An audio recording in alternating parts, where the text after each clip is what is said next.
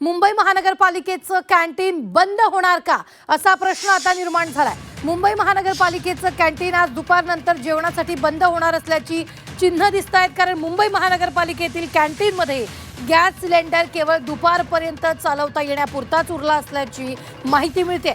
दुपारनंतर केवळ इलेक्ट्रिक शेगडीवर चहा आणि तत्सम पदार्थच मिळणार असल्याचं सुद्धा कळतंय।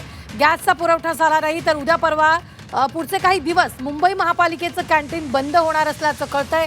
पालिकेच्या कॅन्टीनमध्ये पालिकेचे हजारोहून अधिक कर्मचारी बंदोबस्तावरील बाहेरील पोलीस आणि महाविद्यालयीन विद्यार्थी जेवणासाठी येत असतात, त्यामुळे दिवसाला 1,500 ते 2,000 कर्मचारी पालिकेच्या कॅन्टीनमध्ये जेवतात।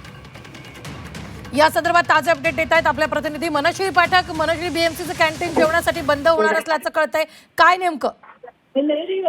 पालिकेचे जवळपास हजाराहून अधिक कर्मचारी, त्यासोबतच बंदोबस्तावर असणारे पोलीस, त्यासोबत विद्यार्थी ज्या ठिकाणी जेवायला येतात ते म्हणजे मुंबई महापालिका मार्गावरच्या मुंबई महापालिका इमारतीतलं महापालिकेचं कॅन्टीन। या कॅन्टीनमध्ये आता जेवण बनवणं इथून पुढच्या काळासाठी कठीण होऊ शकतं, कारण पालिकेतल्या कॅन्टीनमध्ये गॅस सिलेंडर केवळ दुपारपर्यंत चालवता येण्याजोगे पुरलेले होते आणि गॅसचा पुरवठा आता झाला नाही तर उद्याच्या दिवशी किंवा पुढचे काही दिवस कॅन्टीन बंद राहील अशी माहिती मिळते आहे। या कॅन्टीनमध्ये आता इलेक्ट्रिक शेगडीवर चहा किंवा इतर पदार्थच बनवले जातील, त्यामुळे जेवण आणि इतर नाश्त्याची व्यवस्था काही केली जाणार नाही।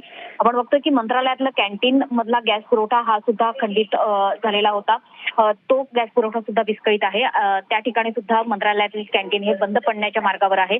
यासोबतच इतर ठिकाणी ज्या खानावळी आहेत त्या ठिकाणी सुद्धा बॅचलर्स मुलं असतील किंवा इतर बाहेरच्या खाण्यावर अवलंबून असणारे लोक असतील यांचे हाल होत आहेत। यासोबतच आता महापालिकेतलं कॅन्टीन हे सुद्धा बंद होण्याची वेळ आली आहे। धन्यवाद मनश्री, ताजे अपडेट देण्यासाठी। मात्र आताच्या क्षणाची ही मोठी बातमी आपण पाहतोय। बीएमसी कॅन्टीन जेवणासाठी बंद होणार असल्याचं कळतंय। कॅन्टीनमध्ये दुपारपुरतच गॅस सिलेंडर उरले होते। कॅन्टीनमध्ये यावेळी 1,000 ते 1,500 कर्मचारी जे ते जेवण करायला येत असतात, मात्र या दरम्यानच आता ही सगळ्यात मोठी बातमी येते।